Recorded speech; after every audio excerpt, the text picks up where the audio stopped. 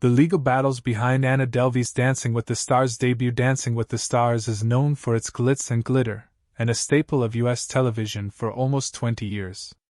But on Tuesday, during the show's primetime season premiere, there will be a twist, when convicted fraudster Anna Delvey, real name Anna Sorokin, takes to the floor wearing a bejeweled ankle monitor. In a press release, Disney-owned ABC called Sorokin an artist, fashion icon, and infamous NYC socialite, as well as a notorious ankle bracelet fashionista.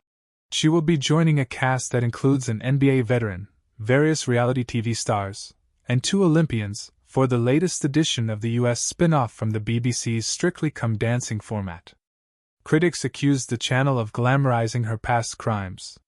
The New York Post called it a new low for pop culture. Some have also questioned how she has right to live and work in the U.S. as a German-Russian citizen.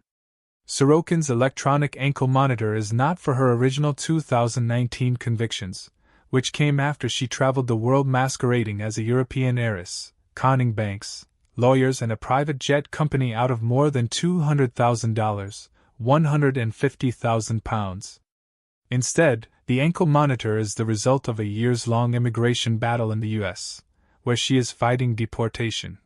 Debates online are raging over this new chapter of infamy. Some appear to admire her endless ambition, as if she represents some sort of warped American dream.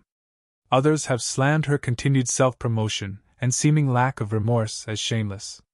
During a heated discussion on The View talk show, Whoopi Goldberg said her ability to appear on Dancing with the Stars, despite facing immigration charges, is an example of a two-tier immigration system that favors the wealthy or connected. Others have said it's hardly surprising to see her convictions being overlooked in a country where a felon is running for president. Sorokin first gained notoriety when New York Magazine published an investigation into her misdeeds in 2018.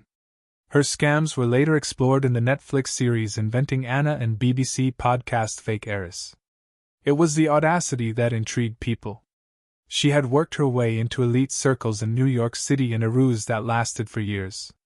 Her goal was to secure a $22 million loan to build an arts foundation in her own name. While living under the heiress persona, she forged bank statements, failed to settle thousands of dollars in hotel bills, dashed out of restaurants without paying, bounced checks, created fake emails from accountants, and let others pick up her tabs after extravagant spending. Small businesses and individuals were also affected.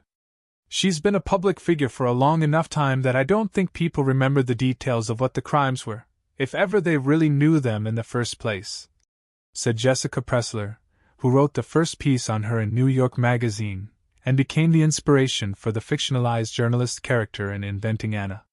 People don't look that far past the surface, she added, acknowledging this is what aided the original grift. Dancing with the Stars, it's a natural extension of the story. Rise and fall. Sorokin was arrested in 2017 while on the run in California and went on criminal trial in New York. In 2019, she was found guilty of 8 theft-related charges, and sentenced to between 4 and 12 years. That was part 1 of her legal struggles. After serving almost 4 years, including time in the notorious Rikers Island jail, she was released in February 2021, and was expected to leave the U.S. But she didn't go. 6 weeks later, following a string of media appearances and having signed a paid TV deal with a German company, immigration authorities arrested her for overstaying her visa. More than 3 years on, she is still fighting deportation. She has served time back in jail and under house arrest. In 2022, she was scheduled to board a plane in New York to return to Germany. But her lawyer intervened and she did not fly. Litigation regarding her deportation was ongoing, they said. Her exact claims for asylum are unclear, but they are believed to relate to her Russian citizenship. She lived there in her early years, but her family moved to Germany in her teens. When she was in New York in her 20s, she had a tourist visa. While under house arrest, Sorokin started her own podcast and did interviews with various media. Vogue magazine filmed a tour of her apartment in the East Village. Vogue UK wrote a "What is Anna Delvey reading?" feature. Most of us would die of embarrassment at doing anything that she does, said Pressler, describing how Sorokin stayed in a hotel for months without paying the bill and flew to Morocco with no money. From staying in a hotel for months and not paying bills, to getting on a plane to Morocco with no money, no one would do that. She does it with aplomb. I think on the whole any admiration people have for her is kind of limited to that. They aren't going to do these things, they don't think the things she's done are good, but the ordinary person wishes they could have that belief in themselves. John Sandweg, who served as the acting head of U.S. Immigration and Customs Enforcement, IC, during Barack Obama's presidency, is her current immigration lawyer. He told the BBC that lengthy deportation cases are not uncommon in the United States, but this has been fairly protracted. Her criminal case has also been on appeal for a long time, and that has had an impact, he added. He said her house arrest terms were really restrictive. We challenged those. She was banned from social media. We argued that was unconstitutional, he said. She wasn't a flight risk or a danger to society, and she had kept to her parole conditions, he added. As a result of the challenge, her bond conditions were relaxed in August. She is now back on social media, and she has been permitted to travel to Los Angeles for the filming of Dancing with the Stars. She also has a social security number. ICE confirmed to the BBC that she had received permission to travel. Anna Sorokin's conditions of release were amended by a Department of Justice immigration judge, said the spokesperson. Sorokin had to pay rent while under house arrest, but this also caused dispute. Her landlord filed legal action, saying she had failed to pay 3 months' rent. Court documents show he claimed Sorokin owed more than $12,000. The case was eventually resolved and she moved out. Sorokin has employed plenty of lawyers in recent years.